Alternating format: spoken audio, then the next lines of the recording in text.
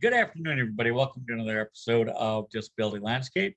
I'm your host, Charlie Bros. For those who may not know, I am a semi-aged double amputee, and I'm here to present my co-host, Mark Knutson, who's going to introduce our guest for today. Hi, welcome. I'm like Charlie said, I'm Mark Knutson. I am a wheelchair user, and I have glasses on with, it looks like a white shirt, but it's actually a gray. I think it's just a little bit too much light on it, but no, I'm really excited to introduce our next two guests. Both of them wear a variety of hats. So all I'm going to do is introduce their names, and I will let them figure out what they do. So first I want to introduce Brittany Wilson and then Jillian Nelson. So why don't you start first, since you're both on. Why don't you start first, Brittany? Okay, awesome. When you're like, I'll let you introduce what you do, I'm like, oh man, a lot. But hello, everyone. My name is Brittany Wilson. I am a brown and Black woman. I'm sitting in my electric wheelchair right now. I've got a long, curly, dark brown hair, and just in my apartment behind me are white walls. I am a self-advocate, a disability justice advocate. I am on a few different boards, including the ARC of Minnesota and the Minnesota Governor's Council for Developmental Disabilities. I also work in the corporate world, and I'm tired. But I'm so glad to be here with you, and also one of my favorite people, Jillian. So. Hi guys, I'm Jillian Nelson. I'm a white woman with a brown braid over my shoulder wearing a floral dress. I'm sitting in front of a row of bookshelves. I am probably most importantly an autistic self-advocate. I co-chair the Minnesota Consortium for Citizens with Disabilities Anti-Discrimination and Intersectionality Committee with Brittany Wilson. I'm also employed full-time as the Community Resource and Policy Advocate for the Autism Society of Minnesota. And I also serve on the Governor's Council on Developmental Disabilities with Brittany. And then I'm also on the State Rehabilitation Council. And there's probably like 5 other things I do that I have forgotten about at this exact moment. I'm also very tired. Let's see here. So, Brittany, let's start with you. Can you give us just a little bit of the history of Disability Pride Month? Sure. So Disability Pride Month is a time for the community to share stories and experiences. I mean, we can obviously do that all year round, but it's really a time to highlight how amazing we are and where we're at in our pride, or just if we're not there at all, but it's a place to really come together to highlight the, spectrum of disability. Okay. And Jillian, can you kind of add or kind of maybe your perspective on Disability Pride Month as well? I think Disability Pride Month it's probably one of the most important months of the year to me. We as people with disabilities, we exist in a world that has constantly chalked us up to this medical model of disability, just summing us up by a list of our deficits and our challenges and our symptoms and whether or not we meet a diagnostic criteria. Sure. I think celebrating disability pride really is the right start to moving from that medical model of disability to that social model of disability, where accepting that we are people with very diverse needs, with very diverse experiences, that often live our lives in ways very different than people without disabilities, and that the deficit isn't necessarily in us, but it's in how the world does or does not support us. And the first step to really finding our place in the world and creating acceptance is to accept ourselves. So celebrating disability pride, it's a great opportunity. I mean, like Brittany said, maybe we don't have pride yet, but maybe seeing a whole bunch of people out there in their wheelchairs or with their autism or with whatever disability they're rocking that month, being proud of exactly who they are. It might inspire someone else to step up and be like, hey, I'm just like them and I can be proud of who I am too. So it's Okay. really a great way to lead some paths into self-acceptance and understanding. And Oh, you're right in so much that the disability spectrum is so broad, from wheelchair users like Mark and Brittany and I to, people with what are considered hidden disabilities. And, it's getting recognition of everybody who considers themselves to have a disability. Am I right there? Or Absolutely. I think it's also an important month because we all know how easy it is to go from being a person without a disability to being a person with a disability. yeah, It is the only subculture that every single person in the world has the potential to join in any given second. yeah. And that's yeah. all it takes for a lot of people to Sooner or later, we're going to get you. yeah, if it's not an accident or illness that brings you to our team, it could also be something like just old age. But Yeah. disability isn't something that anyone in our country or in our world for that matter is immune to. So really creating a culture of pride around that existence is a really important thing. Mhm. I also think it's because like you were saying, we need to have pride in ourselves. And it's for some people, it's tough to do because they're isolated. They don't get out.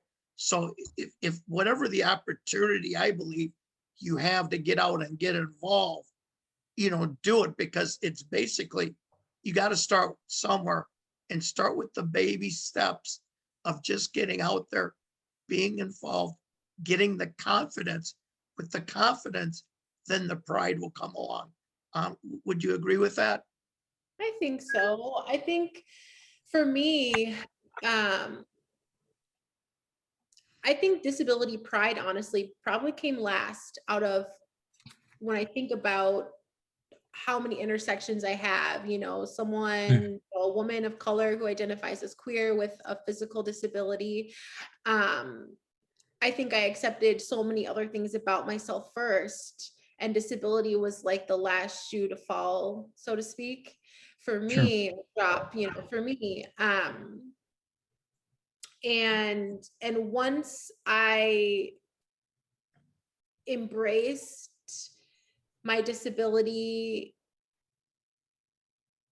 as a part of me, Sure. and I found things to celebrate in having, a disability, like really working to, it could be something like working to put a clothing item on for me, something that's like really hard or takes a lot of time. And like for me, like, or I can remember like learning how to shower the first time by myself, and, finding different ways to do things for me, like stuff like that has really helped me to embrace my body and embrace my physical disability, because obviously it's not going anywhere. And and so for me, it's helped me to understand myself more. And the more that I accept my disability, the deeper I go in knowing who I am and being more confident in that. And so for me, I guess to answer your question, I think for me, accepting who I was came before some of the confidence that I had, Okay. uh, or that I have, So because what I've come to really learn is that if I have pride in who I am, no one can take that away from me, as long as it's not based on other people's opinions, right? It has to come from right, inside. And so right. that's the thing that I really been focusing on a lot of this month, especially just thinking about how disability has shaped my world, and been a part of that. That's really come up for me. Okay. So you really it's considered kind of self-love, if you will. It's embracing that disability and your way of life and the triumphs basically that you can, you know, do for yourself, despite your disability or even because of your disability. Well, definitely but like, the other component really to that is that I've also accepted that having a disability is really, really hard.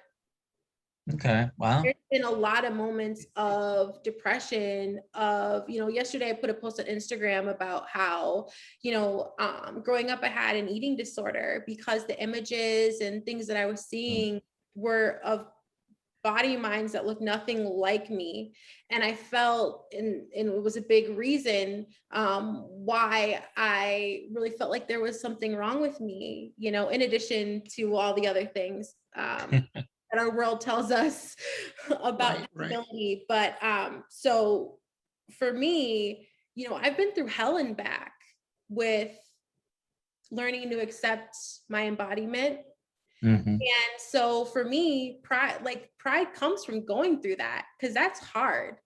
Sure. And that's made me Absolutely. a deeper person. That's made me have stories to tell and scars to bear. So yeah, I'm getting emotional, but that's what I'll That's say. a really, really interesting perspective, Brittany. Like coming from an opposite side of the world, like being having someone as someone with an invisible disability, that's what I'm trying to say. Um, Right. I think for a lot of people like me, it's a similar experience, but also different. Like disability pride is almost in a way giving myself permission to live openly with my disability. Okay. Because I can put a lot of work into it and semi hide my autism. I mean, if depending on how much effort I put into it, like I can pretend that I'm not, and I don't have to show people that, and I don't have to be honest about it. But it does, like, you have to find that self love and that acceptance.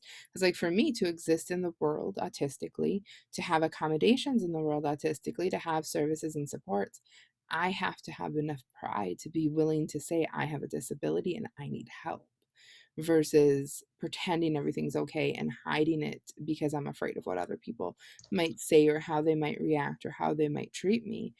So for me, pride was really, finding pride in myself and my disability was a lifeline to being able to live my best life. Because until I was willing to be open and accept myself, I couldn't ask for the things I needed to be successful or live my best life. Like, I mean, Okay. even it took me 18 years of being diagnosed before I was willing to ask for services and help from Oh, disability wow. stuff, like 18 years.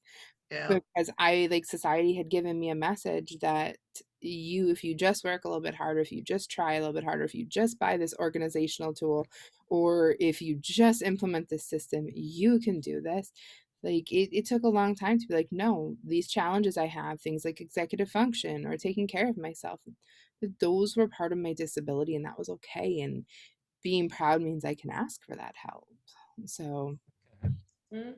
That Yeah, I brings think up, it's, I like, think I think there is that extra difficulty, especially for those who have the hidden disability, because like in your situation, I would imagine it would be tough to ask for help sometimes because you're afraid possibly someone's just going to think, oh, you're just being lazy, or you want a shortcut, or something like that. They just don't believe it because it's not something physical that they can actually see. So it's tough yeah. with the invisible disabilities. I think that's what keeps a lot of our community divided between visible and invisible disabilities. Is I think for people with invisible disabilities, there's a lot of presumed competence. That if you can't see how we need help, it's assumed we don't need help and we can just do it on our own. But I think for Sure. people with more visible disabilities, there's also that the other side of that coin, which is the presumed incompetence. That if they can visibly see that you need help, you must not be able to do anything for yourself. And Yeah. I actually do not know which burden is a worse burden to bear, and I think that's where our community gets stuck sometimes, is we both have very, very different experiences, but at the end of the day, our experience really is universal, that we're all living in a world that wasn't created for us to move through the world in the same way people without disabilities do. And Okay. if we can all get around those differences of how the world experiences us or in like how the world assumes our lives are, and we band together, we're going to get a lot more done for people with disabilities. Right, Yeah. right. Like really embrace that we have very different experiences, even though that experience is very similar. Yeah.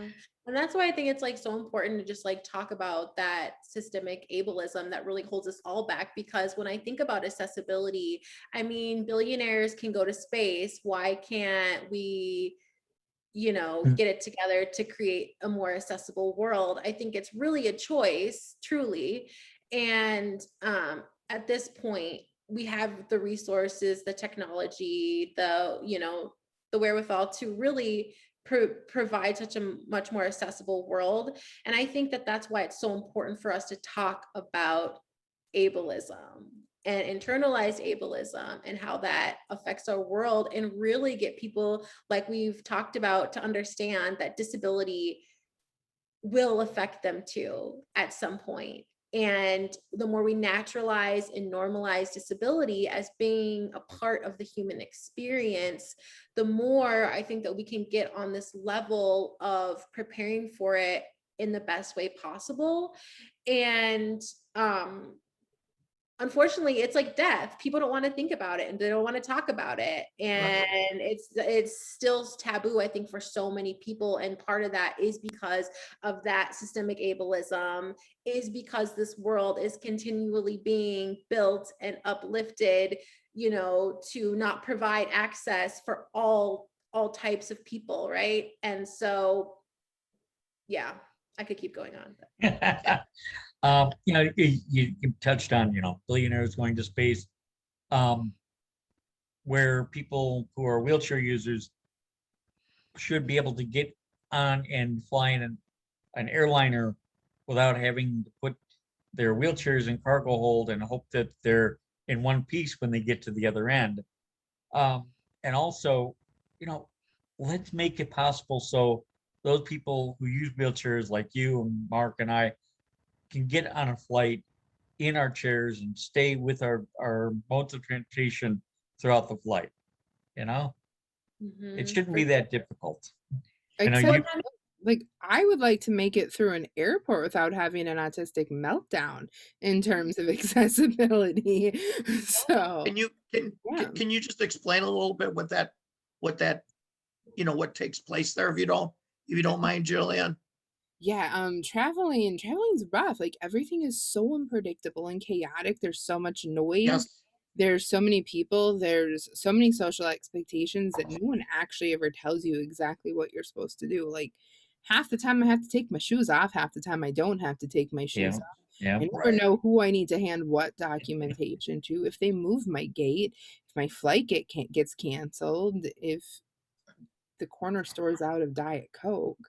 Like, these are all things that I plan for, and if the plans change, then it becomes really hard to navigate, on top of things like fluorescent lights and sounds and smells and temperature. And like, I'm someone that doesn't like people super close to me. Flying in an airplane's really hard because I have no control over my personal space unless I buy multiple tickets.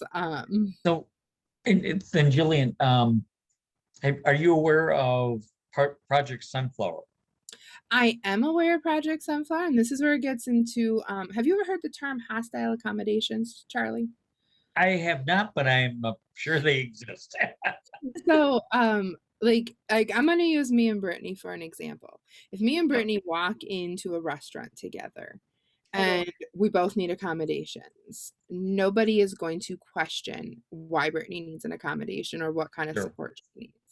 Because I look fine. I can wear that invisible sunflower tag, but I'm still not who they're expecting to see that on.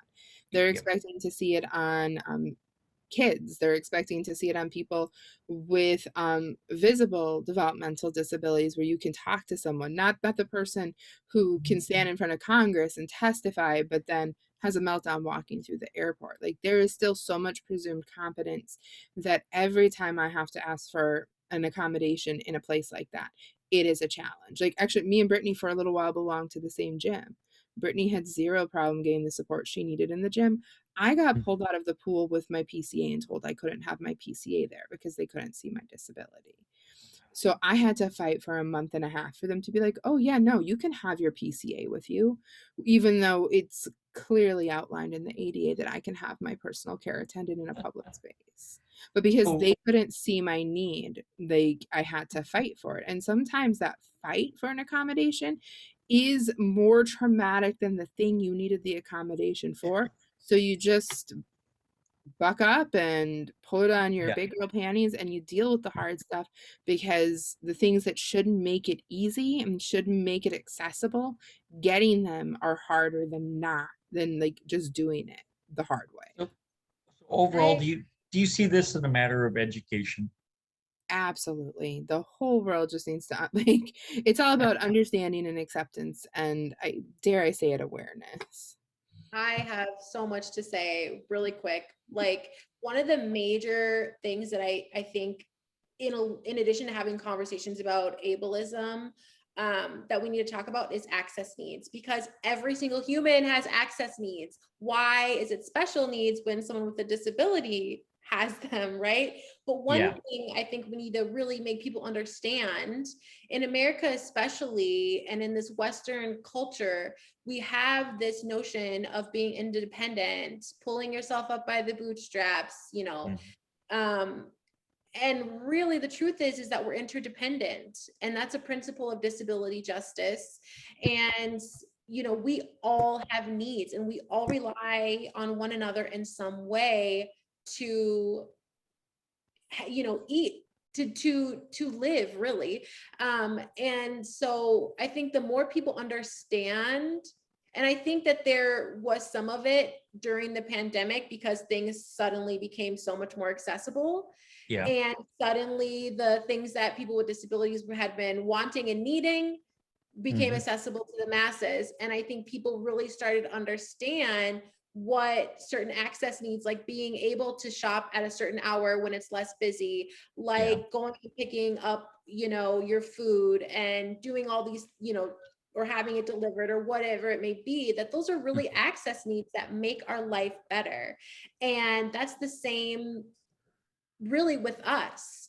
And I feel like we are so used to thinking about thinking about things in binary ways, way Mhm. outside of gender, just in life.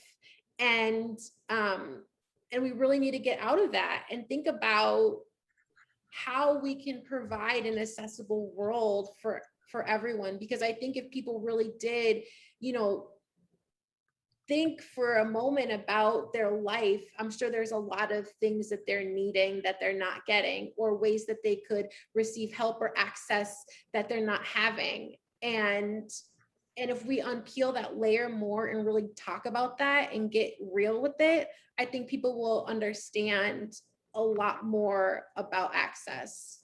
Okay. Like, thinking about access, like nothing that any part of the disability community requests, whether it's physical needs or whether it's sensory or whether it's neurological or whether it's developmental, nothing that falls under the category of accessibility harms anyone else. Right. It literally, like, it creates wider accessibility for people from all lifestyles, even people without disabilities. I mean, one of the bills we're working on at Awesome is a bill that would require that anything regarding rights or responsibilities for people with disabilities be available in plain language. And any documents in the public that are available in other languages also has to be available in plain language. So, I mean, how many of us that don't have developmental disabilities or intellectual disabilities, how many of us would benefit if we could get a copy of our cell phone bill in plain language? Absolutely. Yeah. Like, I can't think of a single person that wouldn't love to read the contract on their bank account and like in plain language. Like all of these things would just benefit everyone and make our world so much user friendly. But Mhm. as soon as we put that special or that accessible label on it, it becomes a giant fight. And we just need to start thinking about accessibility as universal design. Yes. Well, and it's like too, just on that really quick, Jillian, too, it's like we have text messaging, like because of people with disabilities, right? Right. Yep. Like because someone Mhm. was able to speak on the phone. We have text messaging. We have where, um,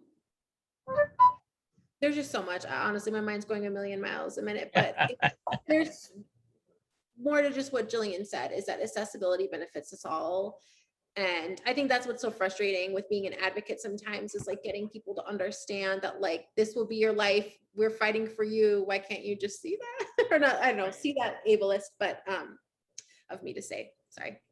Now, the both of you, I believe, you both are on a committee called the Anti-Discrimination and Intersectionality Committee, correct? Yeah, if I had known how popular it was going to be when I started it, I would have picked a shorter name. You might Well, be able to- when you do, let me know, because then I'll have your back and we'll talk about it. I won't have to say such a long name, but can you both of you just talk a little bit about that committee, what it does, and things of that nature? So, a little history about the committee. This committee was actually started with the Minnesota Consortium for Citizens with Disabilities at the start of COVID. It was actually originally born out of concerns for medical rationing and hospital care access and support needs in hospitals during the beginning of the pandemic, and for rights restrictions in places like group homes or special education. And then some really big things happened here in Minnesota, and we saw the murder of George Floyd.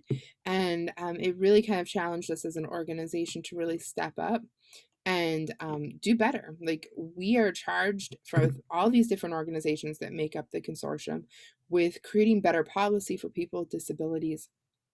And we really wanted to reassess how we did that and make sure that we were creating all the policy that we do from an anti-racist and an intersectional lens, but also educating. And I'll let Brittany say more.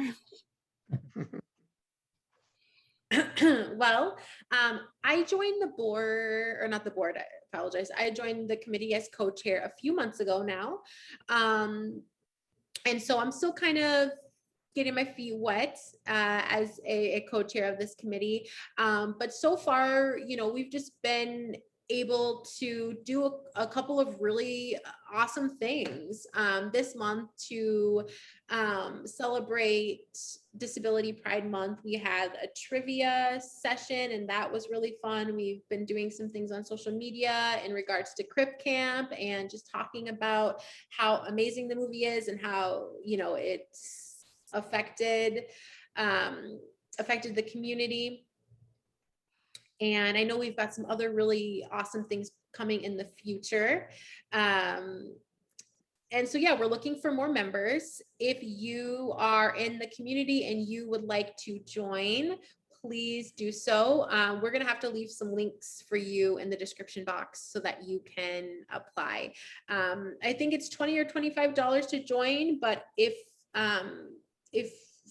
funds are an issue, they have scholarships, so that is not that will be a barrier. So switch gears real quick here. Another large part of Disability Pride Month is disability justice. Can you explain where, how that fits in and what, the results are there or the goals in that are? Yeah, disability justice, I think is something that has come about in the past probably like 10 or 15 years. It started by queer, disabled people of color. Sins Invalid is such a great resource, and they're like the original co-creators of disability justice. So I really encourage people to go on their website and look around, because that's a really great resource for all things disability justice. But disability justice really, it differs from the disability rights movement and the disability rights framework. And the disability rights framework was really all about a lot of male representation, like white male representation with physical disabilities. And a lot of things were moved because of like lawsuits, which, people with disabilities, not everyone has access to those, to the funds that it would take to do that. And so disability justice is different in the fact that it's really getting about the root of disability oppression, ableism. And it's looking at it in a structural way and how ableism is rooted, but also how it's interconnected with things like racism and white supremacy and how they work together to really form, the systems of oppression. Okay. So that's what it's about. And there's 10 different principles, which I won't go into those. But it's really about Black and, queer, BIPOC folk leading the movement. We know what's best for us. We know what we need to live successful lives. It's time for us to lead this movement, for our stories to be in the forefront. And ultimately, last point is, when you make the system accessible for the people at the bottom, you're naturally making it accessible for everyone else. And that's why we need to be leading this movement. Absolutely. Our group, disabled people, doesn't discriminate on race, creed, sexuality, any of that. Anyone can be disabled or become disabled, or so it's important that the protections that we have, for me as a white guy who, may have that kind of privilege, extend to you or, to any other individual who has a disability. Mm-hmm. For sure. Mark, got anything Yeah. here? Yeah, the question I was gonna, what I'm kind of curious about is, I know we kind of started off talking about with disability pride, and it was in July, but were there certain activities that were held during the month and that? Jillian, do you want to go? Yeah, we did a number of different things at CCD to kind of celebrate Disability Pride Month. We did we challenged people to post about why they're proud to be disabled. Okay. We did a trivia night that Britt mentioned, and we also did a online conversation about the movie Crip Camp that was on Netflix and now YouTube, I believe. Then we're having these discussions to kind of broaden the conversation and keep it pushing forward. We're hoping to bring more people into this conversation as time goes. Excellent. Yeah, most definitely. And of course, just the other day we had the celebration of ADA, 31 years, I believe, if I'm correct, counting COVID, 30 without COVID, I guess you could say. The 30th year didn't happen because we didn't have COVID. It still occurred. We just weren't able to celebrate. Right. Yeah. So what can you add about ADA, Americans with Disability Act? I have I was gonna just say, it's the floor, not the ceiling. We got a lot more to do. Right. Yeah. Yeah. I think agree.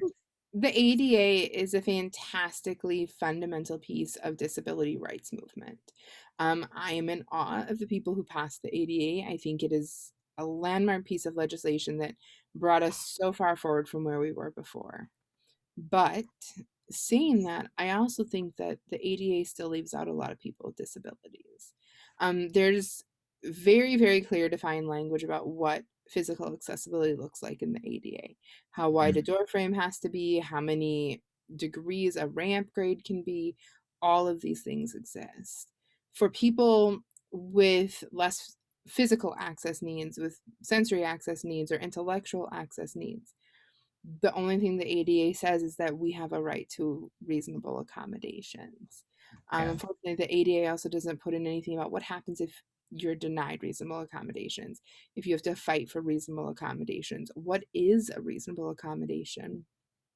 So for a lot of us existing in the world, the ADA is very much the floor, and it's not necessarily something that defines what accessibility looks like. And too many places that aren't disability spaces don't understand that accessibility. Like I'll even use like my county that I get my services through.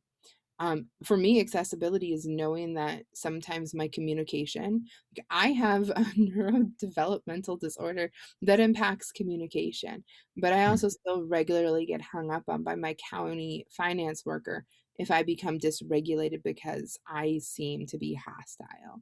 That is literally part of my disability. It is in my min-choice assessment that I have emotional dysregulation and need support, but my own county worker won't give me accessibility to work with me. So people with invisible disabilities that don't fit into those clear parameters of defined accessibility are still getting grossly left behind by the ADA. And so until we really start defining what accessibility looks like on all levels, not just physical access, it's not going to really be super beneficial to our full community. Yeah, yeah, because I, you know, I will say it is interesting because of the fact I'll be out with friends and something isn't accessible and they just assume, they go, well, I thought everything had to be accessible. And I'm like, oh no, that's a good one. That's a real funny one. I said, no, just because there's the ADA doesn't mean it's all out there implemented, and people find businesses and buildings, they sometimes find a way to go Yes. around accessibility. So it's not as straightforward as a lot of able-bodied people think it is. And it's so much more than just a law. Like, as you were pointing out, they can pass any law that they want, but if people don't see, if people don't understand, excuse me, that the value of people, and if they don't even necessarily understand accessibility, I think it's just a box for a lot of businesses to check off, right? Like it's like, yeah, even for me, I might be able to get into the door, right? But am I in the very back? Am I really having is this place warming to me? Is there a place, like, you know what I mean? It's so much Right. more than a box, is I guess what I'm getting at. And we disabled people are valuable and worthy, and we deserve to have the same amount of access to our world as everyone else. And I mean, just people with disabilities, we are so oppressed. I mean, so many people still don't have marriage equality in our community, are still, sub-minimum wage is still a thing. And there's just so many ways that we as a community need to be uplifted. There needs to be so much equity that is brought to our community. And so, yeah, I'm here to just try to do anything I can to help, I guess, Right. So it's been great talking to the both of you.